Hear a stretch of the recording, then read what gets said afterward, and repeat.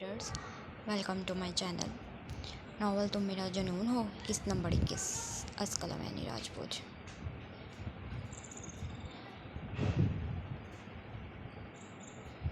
शहीर काफ़ी दिन बल्कि काफ़ी महीने ही हो गए हमने हवेली चक्कर नहीं लगाया। सुबह ही बाबा साईं की कॉल आई थी। वो बहुत खफा लग रहे थे और फिर दाएं भी तो 4 साल बाद वापस आया है, मैं उससे मिलना चाहती हूँ। जावियान खान और सालिम खान नाश्ता की अपने ऑफिस के लिए निकल चुके थे, जबकि डाइनिंग टेबल पर बैठी परीशा ने शहीर को मुखातिब किए अफसुर्दगी भरे लहजे में कहा था। उसे काफ़ी महीने हो गए थे शहीर खान उसे हवेली नहीं लेकर गया था। शहीर खान ने परीशा के शिकायती अंदाज पर मुस्कुराते सर झटका था। हाँ, वो कह तो बिल्कुल ठीक रही थी। ऑफिस के चक्करों में काफ़ी महीने ही हो गए थे।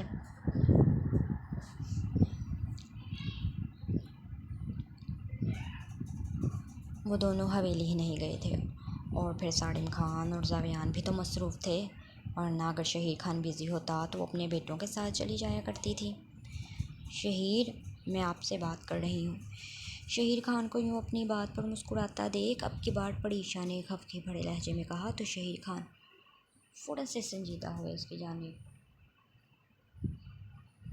मुतवज्जा हुआ था, जबकि गाड़ी बड़े हेजल वो नाश्ता करते धीमा सा मुस्कुरा रहे थे।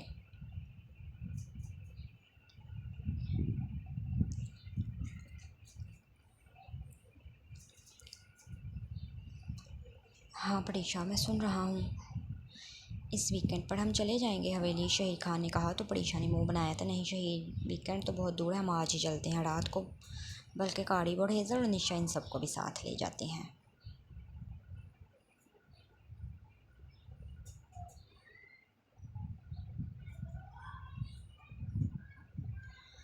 हम सब की आउटिंग हो जाएगी और बाबा साईं और अम्मा साईं से भी और बाकी सब भी से भी मिल लेंगे। परीशा जैसे सारा प्लान बनाए बैठी थी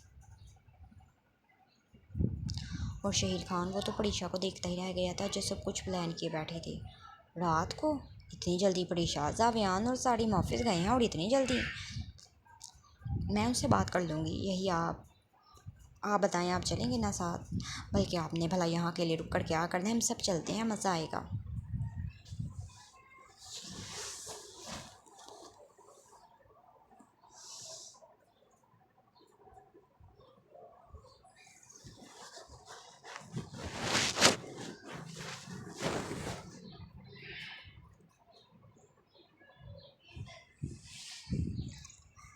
परीशा ने फिर से जोर दिया तो शहीर खान उसे इनकार कर ही नहीं पाया था, जबकि परीशा वो मुस्कुराते अब हेज़ल की जानी मुतवज्जा ही थी। वो उससे उसकी राय जानना चाह रही थी कि क्या वो और कार्डिफ में निशा भी उसके साथ चलेंगे, जिस पर हेज़ल भला क्या कहती कि कहीं आने जाने को सिर्फ परीशा के माँ बाप का घर यानी शाह हवेली तो था, वरना उसका इस दुनिया में है था ही कौन। और फिर उसके माँ बाप और भाई भाभी भी तो उसे बिल्कुल परीशा की तरह समझते और मान देते थे। और फिर सबसे बढ़कर वो नूरान से भी मिलेगी। नूरान अपनी फूफो के साथ साथ हेज़ल की भी बेहद लाडली थी। वो थी ही इस कदर मासूम और प्यारी कि हर कोई उससे बेतहाशा मोहब्बत करता था। इसलिए हेज़ल ने भी झट से परीशा के साथ जाने की हामी भर दी थी। यूँ कुछ ही देर में उन्होंने पूरा प्लान बना लिया था कि वो आज जावियान और सालिम खान के ऑफिस से जाते ही शाह हवेली के लिए निकल जाएंगे।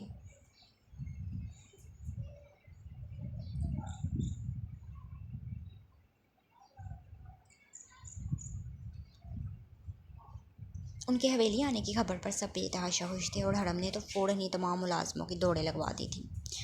कोई उनके कमरे की सफाई कर रहा था, कोई सालिम खान और जावियान के पसंदीदा खानों की तैयारी करने में मसरूफ़ था। नूरान शाह को जब इस बात का इल्म हुआ कि उसकी फूफो और उसकी पूरी फैमिली आज हवेली आ रहे हैं, तो जहाँ वो बेतहाशा खुश हुई थी, वहीं उस शख्स के आने की खबर सुनकर उसका नन्हा सा दिल मुट्ठी में बंद हुआ था। और वो शख्स था सालिम खान। हाँ, वो अपनी फूफो के बेटे सालिम खान से खौफ खाती थी और उसके बरक्स उसे जावियान खान से वो बिल्कुल अपने दोनों भाइयों की तरह मिलती थी और जावियान खान भी उसे बिल्कुल अपनी बहन की तरह ही ट्रीट करता था। यूँ वो तो वो सबकी बेहद लाडली थी सिवाय सारिम खान की, जो कि उससे सीधे मुंह बात भी नहीं करता था और उसकी अद्दा सा ही पुकारने पर उसे हमेशा डांट भी देता था। नूरान ने सारिम खान के साथ आने की खबर को सुन बुरा सा मुँह बनाया था। खैर इस वक्त उसे अपनी फूफो के आने से ज़्यादा खुशी थी, इसलिए चहकते हुए लान की जानी बढ़ गई थी।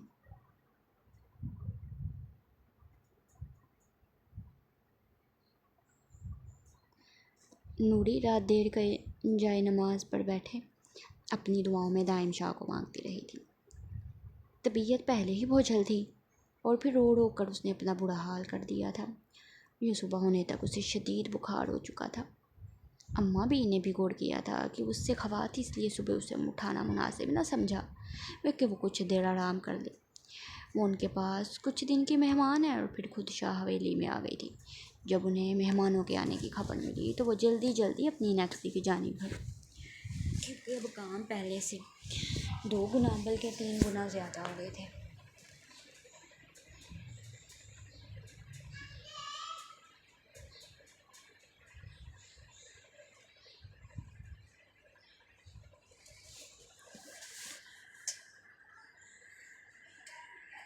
और फिर नूरी उनकी मदद के लिए ज़रूरी थी, इसलिए उसे हटाने के लिए आई थी।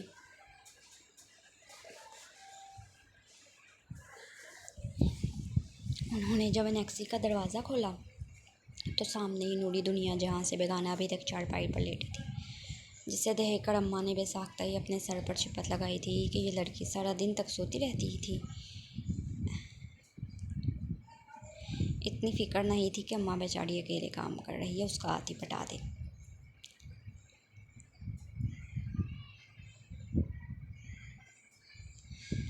खैर इस लड़की की कमकली पर अफसोस करते अम्मा भी आगे बढ़ी और उसकी चारपाई के करीब पहुंचते उसे पुकारा था, लेकिन जवाब न था।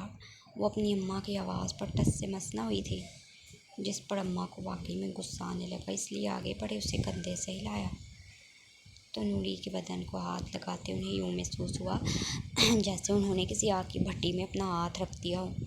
नूरी का पूरा बदन तेज़ बुखार की शिद्दत से भनक रहा था, जिससे देख अम्मा बेताशा परेशान होते फ़ौरन से उसकी घास सब संभालने लगी थी, लेकिन नहीं, नूरी तेज़ बुखार की वजह से होशो हवास से बेगाना हो चुकी थी। वो फ़ौरन से अपना दुपट्टा गीला करके लाते नूरी को पट्टियाँ करने लगी ताकि उसका बुखार कुछ कम हो और वो फिर उसे डॉक्टर के पास ले जाए। जबकि दूसरी जानिब शाह हवेली में हड़म दोनों माँ बेटी को गायब देखकर परेशान होने लगी थी कि हवेली में इतना काम है और वो दोनों माँ बेटी अपनी नक्सी में क्यों जा चुकी हैं, क्योंकि इससे पहले उन्होंने ऐसी लापरवाही कभी नहीं की थी। इसलिए हड़म खुद नक्सी की जानिब आई तो सामने ही अम्मा भी को नूरी को पट्टियाँ करता देख और नूरी को यूँ बेजान चारपाई पर लेटा देख फिक्रमंदी से आगे बढ़ी थी। क्या हुआ अम्मा भी, नूरी की तबीयत ठीक नहीं लग रही? अरे हड़म बीबी आप यहाँ वो नूरी को बहुत तेज़ बुखार हो रहा है, देखें तो सही, होश ही नहीं कर रही। हड़म ने अम्मा भी की बात सुनते आगे बढ़े। नूरी की पेशानी पर अपनी हथेली रखी तो उसे अपनी हथेली जलती हुई महसूस हुई थी। अम्मा भी, उससे तो बहुत तेज़ बुखार हो रहा है, आपने मुझे पहले क्यों नहीं बताया, और ये होश में भी नहीं है, मैं अभी डॉक्टर को कॉल करती हूँ। हड़म अम्मा भी को नूरी के पास ही रहने का कहते हैं नक्सी से बाहर आई थी, क्योंकि इस वक्त उसका मोबाइल उसके कमरे में था और वो उसे लिए डॉक्टर को कहा कि ये शाह हवेली बुलाना चाहती थी ताकि नूरी का प्रॉपर चेकअप करवाए, उसे मेडिसिन दे सके। परीशा ने सारिम खान को कॉल की अपने प्लान के बारे में बता दिया था कि वो दोनों भाई आज जल्दी ऑफिस से आ जाएं, क्योंकि उन्हें शाह हवेली जाना था। सारिम खान, जिसे दाइम शाह के आने की इत्तला पहले ही थी, अपनी मोम की बात पर फ़ौरन ही हामी भरी कि हाँ जैसे उनकी मर्ज़ी वो आज ही शाह हवेली चलेगी।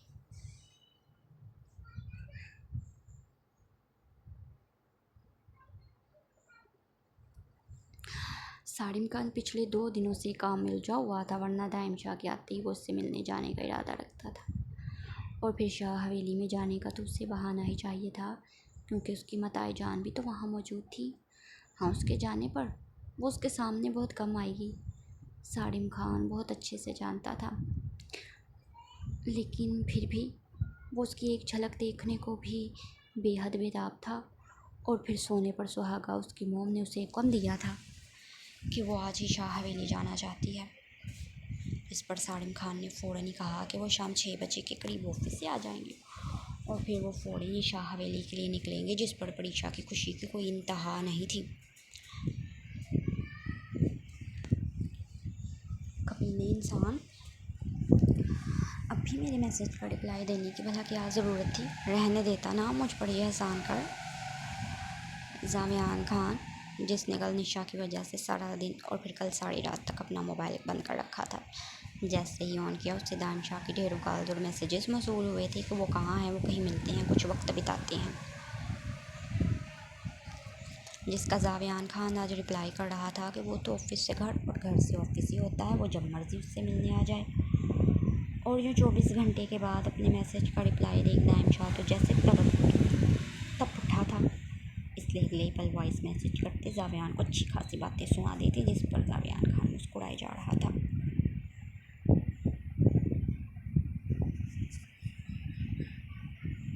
जानता था इस वक्त दानिश अच्छा खासा तपा हुआ था। उसे कितने ही दिल वाले इमोजीज भेजते उसके गुस्से को ठंडा करने की कोशिश करने लगा।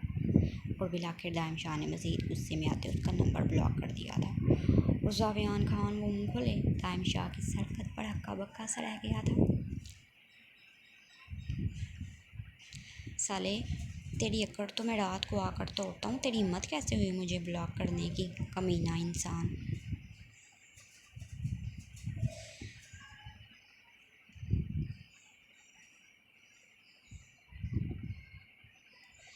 जावेयान खान दिल ही दिल में दानिश शाह से मुखातिब हुए। मोबाइल को साइड पर रखते फिर से लैपटॉप पर अपनी उंगलियां चलाने लगा था। अब से 1 घंटे के बाद उन्हें खान पैलेस के लिए निकलना था ताकि वो फिर रेडी हुए शाह हवेली जा सके। वो सब इस वक्त शाह हवेली जाने के लिए बिल्कुल रेडी खड़े थे। परेशान आंटी, अगर आपको बुरा ना लगे तो क्या मैं और जावेयान, मेरा मतलब मैं जावेयान के साथ उसकी गाड़ी में बैठ जाऊँ? जावेयान खान इस वक्त ड्राइविंग सीट पर मौजूद था और इससे पहले कि शहीद खान और परीक्षा भी उसके साथ गाड़ी में बैठते, निशा ने आगे बढ़े परीक्षा से इजाज़त चाही थी, जिस पर परीक्षा तो निशा की बात सुन हक्का बक्का सी रह गई थी। हाँ, पहले वो जब भी शाह हवेली जाया करते तो निशा हमेशा ही उनके साथ जाया करती थी, लेकिन जब शहीद खान या फिर हेज़ल उससे जावेयान की गाड़ी में जाने का कहती तो वो इनकार कर दिया करते थे और हमेशा उनके साथ ही जाया करती थी। और आज वो बजाते खुद परीक्षा से जावेयान खान की गाड़ी में बैठे उसके साथ जाने की इजाज़त चाह रही थी। परीक्षा को भला और क्या चाहिए था, उसने फ़ौरन यहाँ में सर हिलाया था। तो दूसरी जानिब जावेयान खान, वो परीक्षा की इस बात पर सर झटक रह गया था। वो जितना इस लड़की को इग्नोर करते खुद से दूर रखना चाहता था, ये लड़की उतना ही उसके करीब रही, उसके ज़ब्त को आजमा रही थी।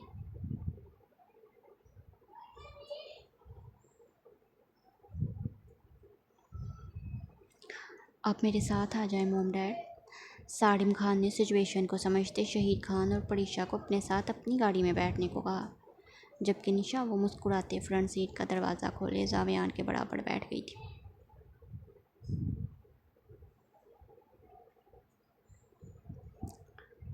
और गाड़ी पर हेज़ल वो अपनी गाड़ी में बैठ चुके थे। यूँ खान पैलेस से बैक वक्त 3 गाड़ियाँ रवाना हुई थी। जावी, तुम पहले तो ऐसे ड्राइविंग नहीं करते थे।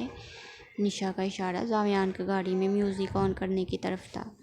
अगर उसे 10 मिनट का भी रास्ता तय करना होता तो वो गाड़ी में म्यूज़िक पहले ऑन करता और फिर गाड़ी बाद में स्टार्ट करता था, लेकिन आज वो संजीदगी से स्टीयरिंग पर हाथ जमाए अपनी नज़रें सामने रखे हुए ड्राइव कर रहा था, यूँ जैसे उसके सिवा गाड़ी में कोई मौजूद ही ना हो। और निशा को उसकी खामोशी खटक रही थी, इसलिए अपने लहजे को नॉर्मल करते जावेयान को मुखातिब किया था, जिस पर जावेयान खान ने परीक्षा की बात सुनते और समझते भी इग्नोर कर दिया था। हाँ, अगर कोई और वक्त होता तो वो निशा की यूँ गाड़ी में अकेले उसके साथ होना गनीमत समझता और फिर अपने बेबाक अंदाज में उसे तंग करने के साथ साथ गाड़ी में मुसलसल बेबाक गाने भी चला देता, लेकिन नहीं,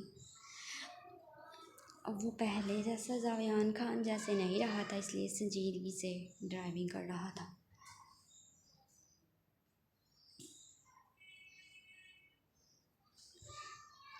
जावेयान खान निशा की बात को अच्छे से समझ रहा था कि वो किस बारे में बात कर रही थी, इसलिए अगले पल तल्खी से मुस्कुराया था। टूटे हुए दिल दोबारा नहीं जुड़ते निशा, और तुमने एक बार नहीं 1000 बार मेरा दिल तोड़ा है, और अब भी मुझसे ये उम्मीद रख रही हो कि मैं पहले जैसा बन जाऊं। जावियान के अल्फाजों को सुन निशा का चेहरा मुरझा गया था। वो चाहती थी कि वो ये सफ़र जावियान के साथ अच्छे तरीके से गुजारे, उससे बातें करे, लेकिन नहीं, जावियान खान जैसे उसे माफ़ ही नहीं करना चाहता था। वो उसमें आया बदलाव देखना ही नहीं चाहता था। वो ये देख ही नहीं रहा था कि अब वो पहले जैसे निशा नहीं रही थी। वो वाकई में उसका साथ चाहती थी।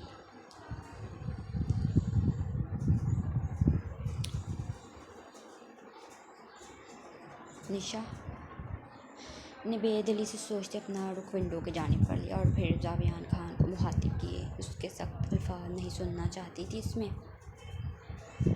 अब मज़ीद हिम्मत नहीं थी कि जावियान खान बार बार उसकी मोहब्बत को धुतकारे और वो बर्दाश्त कर ले, इसलिए खामोश रहना ही बेहतर समझा था। हाँ, बड़ी आई मुझे मनाने वाली, बस इतनी सी कोशिश करनी थी इसने। निशा को यूं बेदिली से अपना रुख मोड़ लेने पर जावियान ने दिल में सोचा और फिर गाड़ी की स्पीड को तेज़ कर दिया। तो वो भी निशा से कोई बहस नहीं करना चाहता था, बल्कि वो चाहता था कि वो देखे कि निशा उसे मनाने के लिए क्या एफ़र्ट करती है और किस हद तक एफ़र्ट करती है।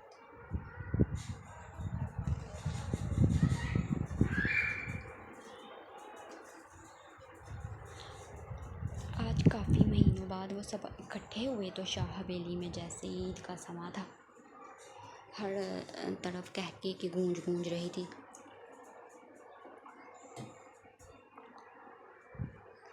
सब बड़े इस वक्त मर्दान खाने में मौजूद थे और बाकी हवेली की तमाम औरतें इस वक्त लाउंज में बैठी हल्की फुल्की बातों में मसरूफ़ थी।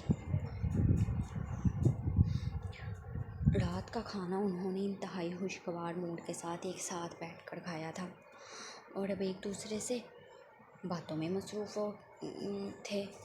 यहाँ आने पर परीक्षा समेत सबको मालूम हुआ कि आलम शाह निकाह कर चुका है।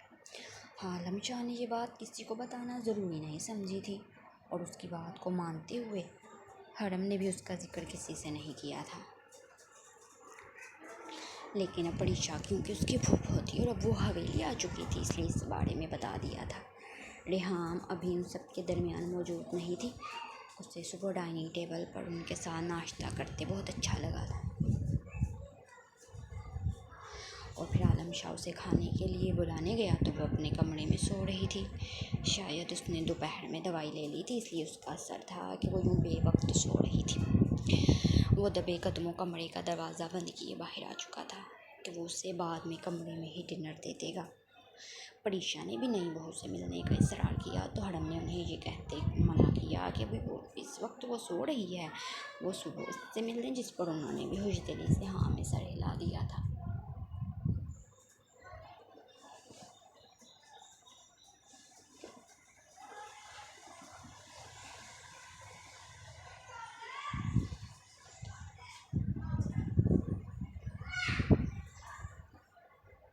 सालिम खान यूँ तो उन सब के दरमियान बैठा था, लेकिन उसकी आंखों के सामने नूरान शाह का चेहरा लहरा रहा था। अभी कुछ देर पहले वो उस मासूम परी पेकर को डाइनिंग टेबल पर बैठा देख चुका था। उसकी मौजूदगी में घबराते हुए डिनर कर रही थी और इस सादगी में भी वो एक बार फिर से उसकी मासूमियत पर दिलो जान से फिदा हुए उस पर अपना दिल हार बैठा था।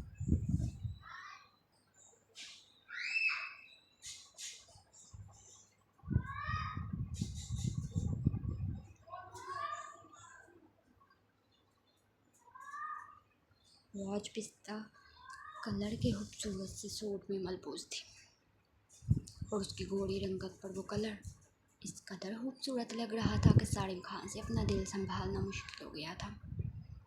क्या हुआ सालिम भाई, के छोटी सी भाभी की याद आ रही है आपको? जावियान खान जो अपने अपने भाई की बचपन के इश्क से अच्छे से वाकिफ था, उसे यूँ खोया हुआ देख कान के करीब झुकते सरगोशी करते उसे नूरान शाह के नाम पर छेड़ा, तो सालिम खान ने झट से सीधा होते उसे एक सख्त घूड़ी से नवाजा था। उसे डर था कि कहीं उसकी बात को करीब ही बैठा दाइम शाह या आलम शाह न सुन ले। सब बड़ों की मौजूदगी की वजह से वो चारों एक दूसरे को देख बेचैन हो रहे थे, क्योंकि खाने के बाद अब उन चारों को ही सिगरेट की तलब हो रही थी।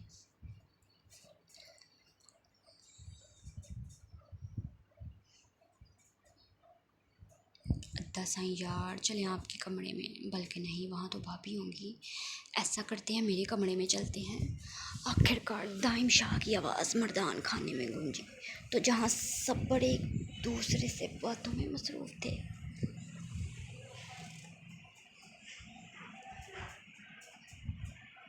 वो सब उसकी जानिब मुतवज्जे हुए कि आखिर वो क्या कहना चाह रहा था। उन सब की मौजूदगी की वजह से उन चारों में से किसी ने भी सिगरेट को सुलगाने की जुर्रत नहीं की थी, और दाइम शाह उसकी ज़ुबान में खुजली हुई तो फ़ौरन से आलम शाह को मुखातिब किए साड़िम और जावियान को उसके कमरे में ले जाने को कहा। लेकिन फिर जैसे ही जहन में ख्याल आया कि आलम शाह के कमरे में तो अब उसकी भाभी होगी, इसलिए फ़ौरन ही ये कह दिया कि वो उन सबको अपने कमरे में ले जाना चाहता है।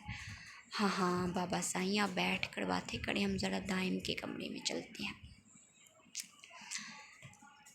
आलम शाह ने भी दाइम शाह की बात की हामी भरी, और जावियान खान और सालिम खान वो उन दोनों भाइयों की चालाकी देख मुस्कुराते फिर सोफे से उठे थे। यूँ वो चारों एक साथ ही एक दूसरे को कोहनियाँ मारते मर्दान खाने से निकले थे। सब ने दाइम शाह की जुर्रत पर उसे दाद दी थी। वो सब मुस्कुराते जैसे ही लाउंज में दाखिल हुए कि ऊपर दाइम शाह के कमरे में जाएं, कि उनकी खूबसूरत मुस्कुराहट को देख लाउंज में बैठी वो तमाम ख़वातीन उनकी जानिब मुतवज्जे हुई थी। निशा की नज़र फ़ौरन से पहले जावियान खान की जानिब उठी थी, जिसे आज बहुत दिनों के बाद उसने यूँ खुलकर मुस्कुराते देखा था। वहीं नूरान शाह की मासूम गहरी नीली आंखें भी उठी, और फिर जैसे ही साड़ी पर नज़र गई तो फ़ौरन ही अपनी नज़रों का जाविया बदलते अपने दोनों अद्दा साईं को देखने लग गई थी, जो कि मुस्कुराते हुए बेहद हैंडसम लग रहे थे।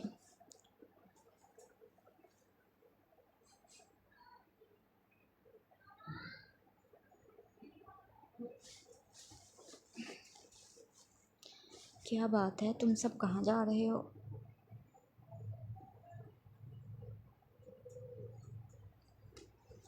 हरम ने उन चारों की खूबसूरत हंसी की नज़र उतारते दिल ही दिल में माशाल्लाह कहे मुखातिब किए पूछा, तो दाइम शाह जवाब देने के लिए आगे बढ़ा, तो वो अम्मा साईं मर्दाना खाने में हम बैठे बोर हो रही थी, इसलिए सोचा मेरे कमरे में चलते हैं, वहाँ बैठकर कोई अच्छी सी मूवी देख लेते हैं। दाइम शाह ने अपना चेहरा पीछे को कर दिया, आलम शाह साड़ी और जावियान को विंक किया और फिर से चेहरे पर मासूमियत सजाए अपनी अम्मा साईं की जानिब देखा था।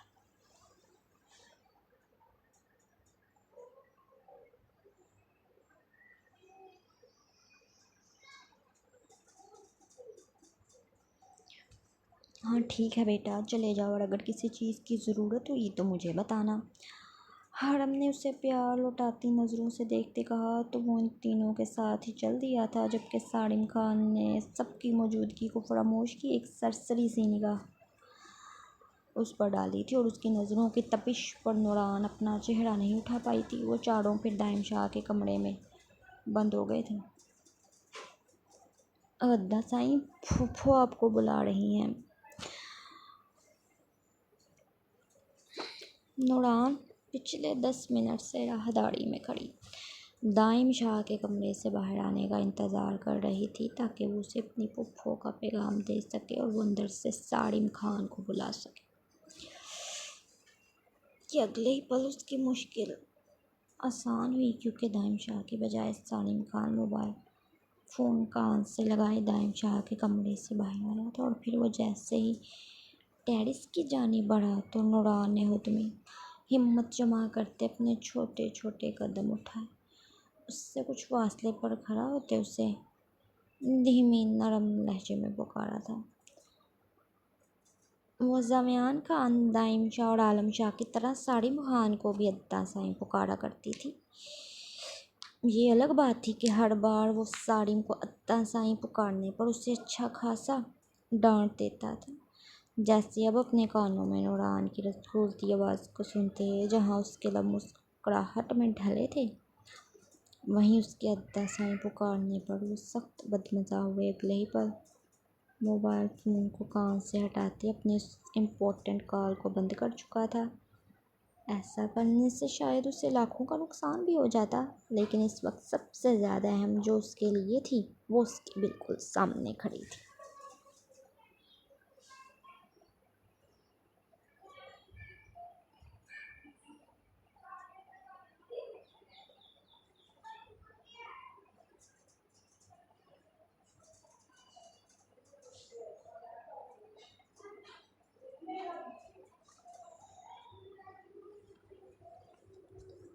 सारिम नाम है मेरा, कितनी दफ़ा तुम्हें समझाना पड़ेगा। सारिम खान के लहजे में यकदम ही सख्ती दर आई थी। वो अपने सामने खड़ी इस नाजुक छट्टा आँख भरी की लड़की को 1000 बार समझा चुका था कि वो उसे अद्दा साईं ना पुकारे।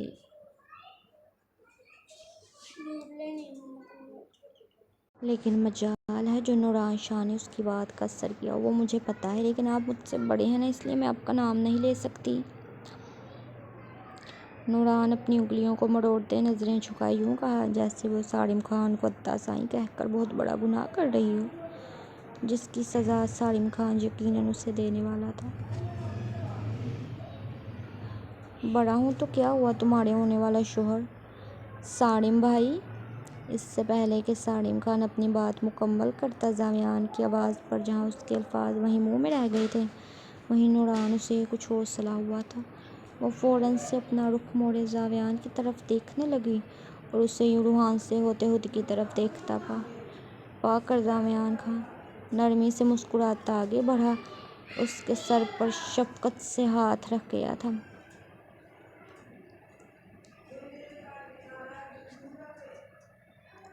हाँ, जानता था कि उसके डेविल भाई से नूरान शाह अच्छा खासा डरती थी, इसलिए उसे प्यार से पिचकारे नीचे जाने को कहा था। और सारिम खान वो नूरान शाह की पुश्त को देख अपने दिल पर हाथ रख के एक ठंडी आहट रह गया था। भाई यार, आपने उसे अच्छा खासा डरा रखा है। ज़ावियान का इशारा नूरान शाह की तरफ था, जो कि उसकी मौजूदगी में अपनी सांस तक रोके खड़ी हुई रूहान सी हुई थी, जैसे अभी रो देगी। जबकि सारिम खान ने ज़ावियान की बात सुनते सर झटका था। यार, ये मेरी फीलिंग्स समझती ही नहीं है। इतनी दफ़ा कहा है कि मुझे अद्दा साईं ना पुकारा कर, लेकिन मजाल है जो आप उसके साईं बनने के चक्करों में हैं और नूरान गुड़िया आपको अद्दा साईं बना रही है।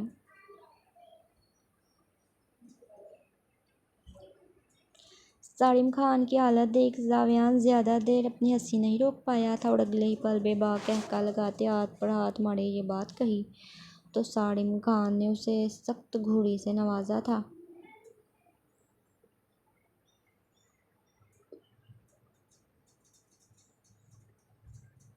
और सारिम खान के तेवरों को देखते हुए ज़ावियान ने फ़ौरन ही अपनी ज़ुबान को ब्रेक लगाया कि वो फ़्लो में कुछ ज़्यादा ही बोल गया था, और ऐसा कि वो अपने भाई के जज्बात को ठेस पहुंचा रहा था।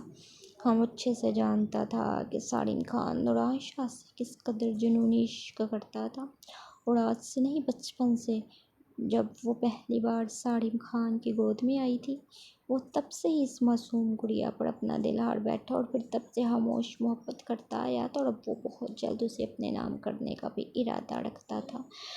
मेरा मतलब है कि भाई कि वो अभी बच्ची है ना यार, धीरे धीरे समझ जाएगी। आप चले आए नीचे, मोम बुला रहे हम दोनों को। अभी मुझे कॉल आई थी उनकी। इससे पहले कि सारिम खान के भारी हाथ का मुक्का ज़ावियान की कमर तोड़ देता, ज़ावियान ने फ़ौरन ही बात को बदला था, जिस पर सारिम खान भी सर झटक कर उसके साथ चल दिया था, लेकिन आंखों ही आंखों उससे अच्छी खासी वार्निंग दे दी थी कि वो आइंदा उसके जज्बात का मजाक नहीं उड़ाएगा।